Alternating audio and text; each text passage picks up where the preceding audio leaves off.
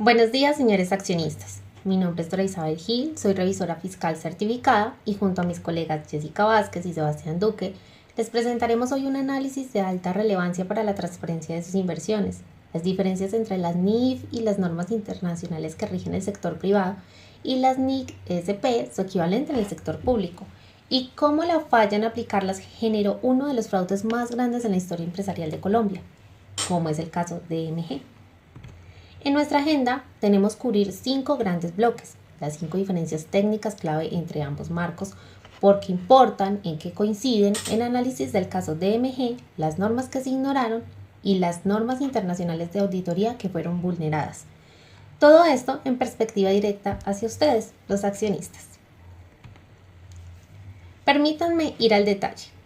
Existen 5 diferencias fundamentales entre las NIF y las NIC-SP. La primera es el objetivo y los usuarios.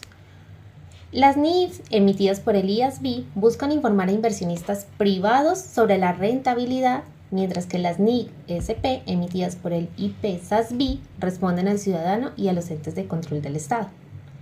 La segunda, la base de contabilización.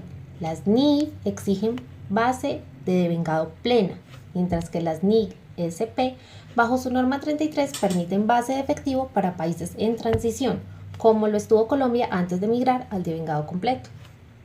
La tercera es el reconocimiento de ingresos. Las NIF aplican la NIF 15, que es transferencia de control al cliente, mientras que las NIC-SP distinguen entre ingresos derivados de intercambio, NIC-SP 9, y los no derivados como impuestos y transferencias bajo la NIC-SP 23.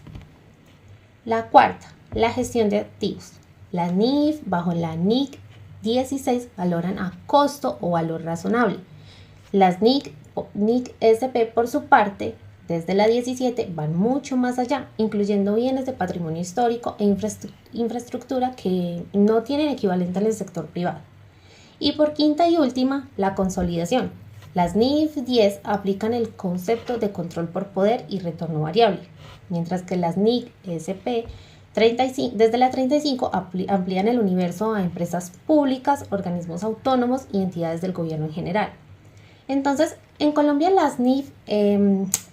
adopción de las NIF se reguló mediante el decreto 2420 del 2015 y las NIC-SP mediante los decretos 268, 1622 de 2015 y 2016, expedidos por la Contaduría General de la Nación.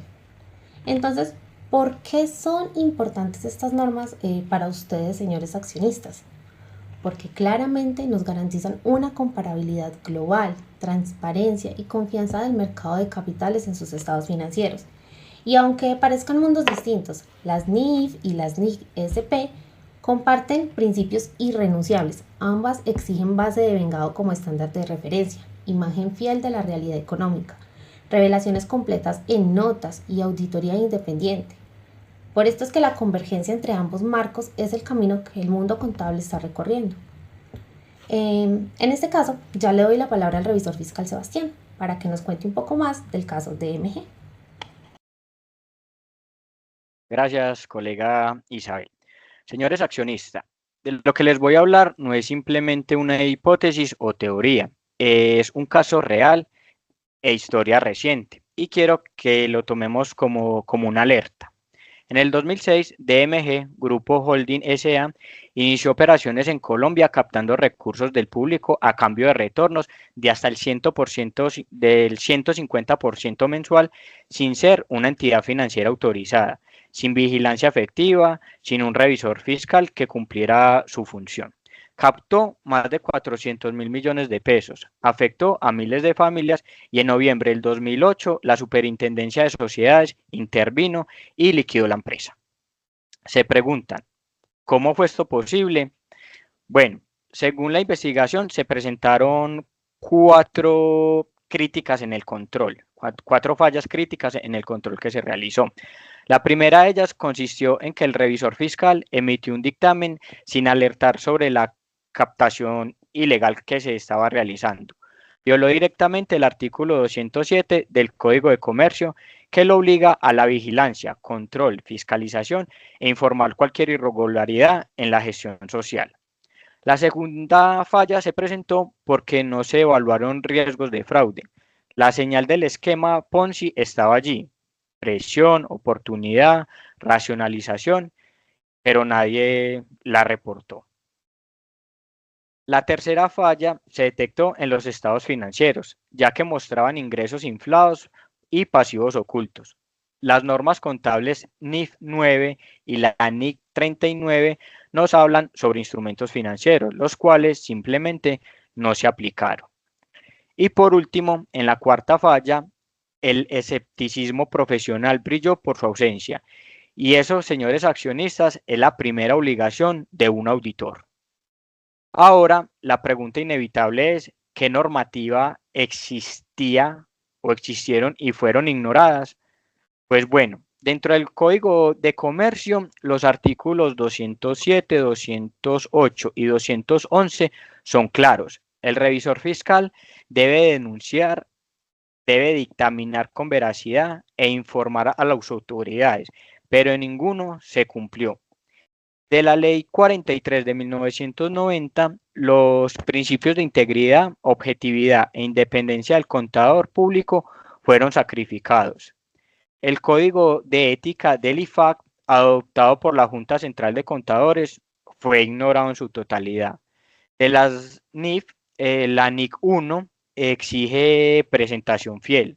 La NIF 7 y la NIC 39 exigen revelar riesgos de instrumentos financieros.